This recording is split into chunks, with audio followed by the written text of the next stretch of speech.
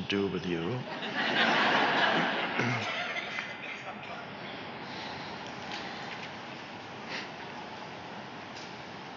Now, this is not a meditation where you need to go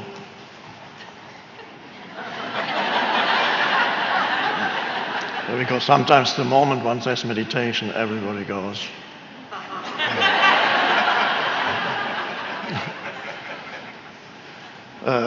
You can't sit like that all the time, but it's always the present moment. So with the present moment meditation, it's something slightly different. It's an amazing thing, the present moment, usually overlooked.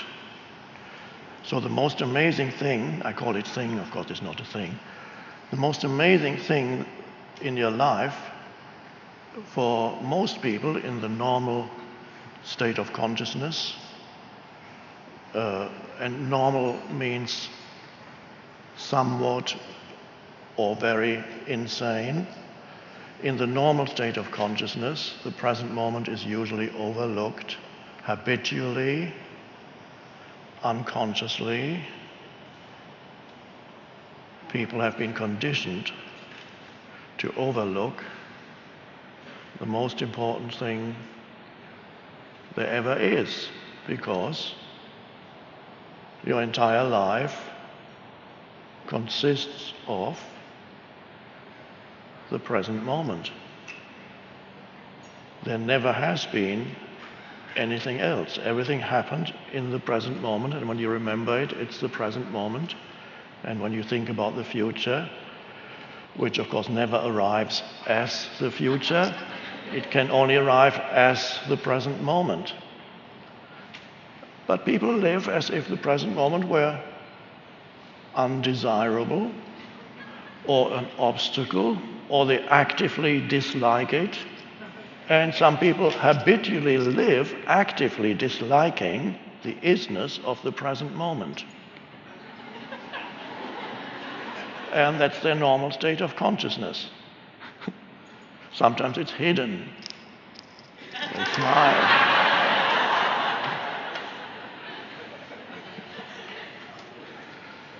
So when you become aware of the present moment, and sometimes people realize when I talk about it, all of you of course know all this already, but there may be some tuning in through the media who don't know this yet.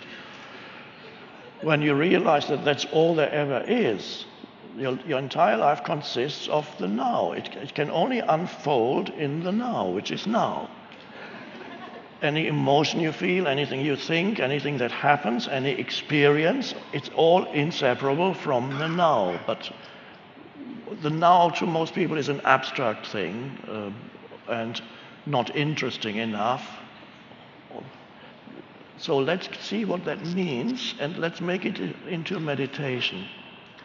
So let's call this our meditation this afternoon, the journey into the now.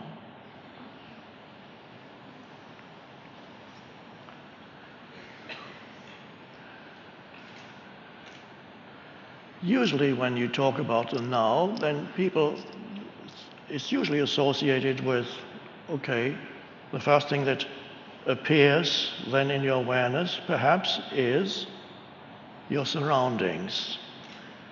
And that's already a great step into the now. It's the first important step into the now, to become aware of whatever surrounds you, the space that surrounds you, wherever you may be, and whatever takes place in that space.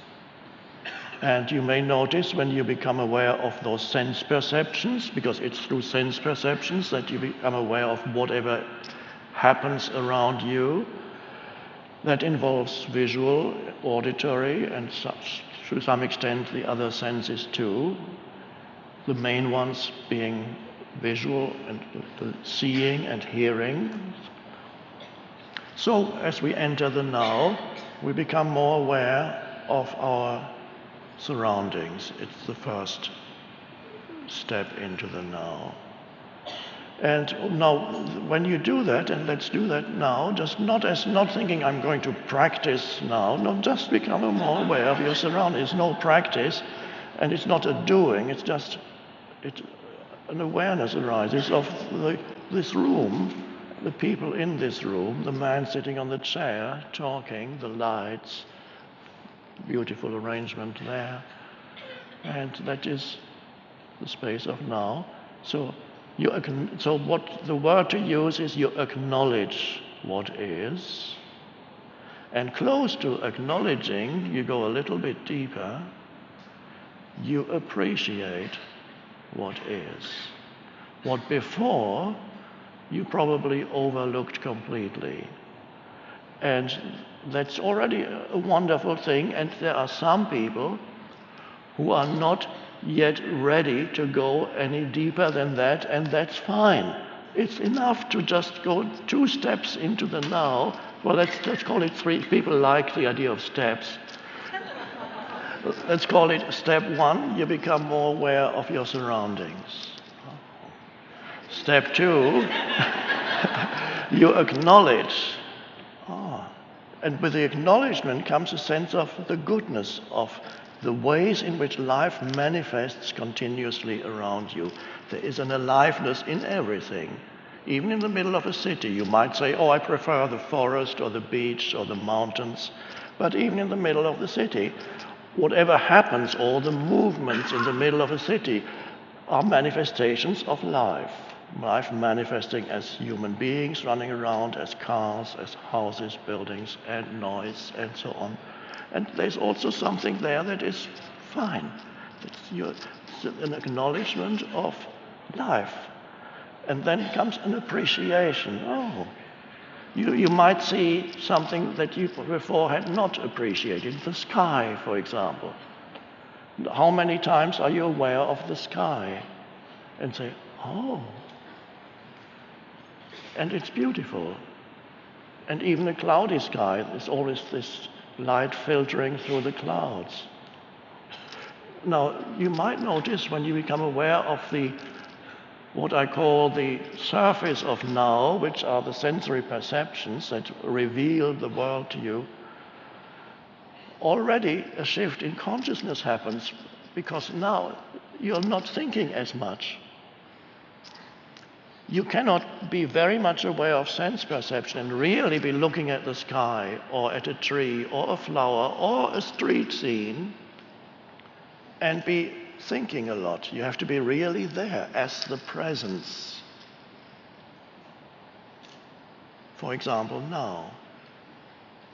So you simply acknowledge the totality of this room. And that's beautiful. And then you go a little deeper still.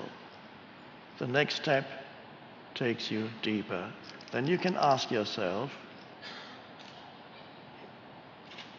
what else is there to the now apart from the things that arise in my sense perception? What else is there? Is there anything else? Is that what the now is? What appears in the now? No. It's what appears in the now, but it's not yet the now. So to become aware of the present moment, to become aware of sense perceptions is an important step, and some people are so out of touch with their surroundings, they are never where they are. They are in the stream of their thinking, with only enough attention not to bump into things. But that's all the attention they give. They can maneuver their way through the furniture or the streets, but most of their attention is on the stream of thinking. A lot of it, by the way, useless, you might have noticed, and a lot of that negative too.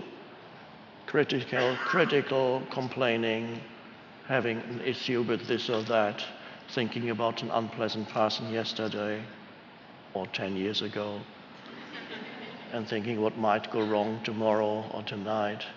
And all kinds of, it takes you, that consciousness is continuously being absorbed by thinking. And people are in the grip of the stream of thinking. It pulls you along, amplified these days by the digital gadgets. We might be talking about that a little later. The grip of compulsive thinking, where one thing after another arises in your mind and you identify with everything that comes into your mind. Amplified, as I said, by the digital stuff, which want your attention, this is important, another email coming in, a text message. It must be important. Somebody just posted something on Facebook. And you see a photo of a dinner plate, having dinner at such a... And of course, then you have to reply and you say, cool, it's great. And that absorbs all your attention, is continuously being absorbed. It was bad enough before the digital things, but now it gets amplified. More stuff in your mind, more stuff. And you're drowning in stuff. And I'm not meaning physical stuff. Some people also drown in physical stuff. But you're drowning in mental stuff. One thought after another, one text message after another, one Facebook posting after another, one unpleasant memory or anxious thought after another, one complaint after another about other people, what they did and failed to do and should have done but didn't do.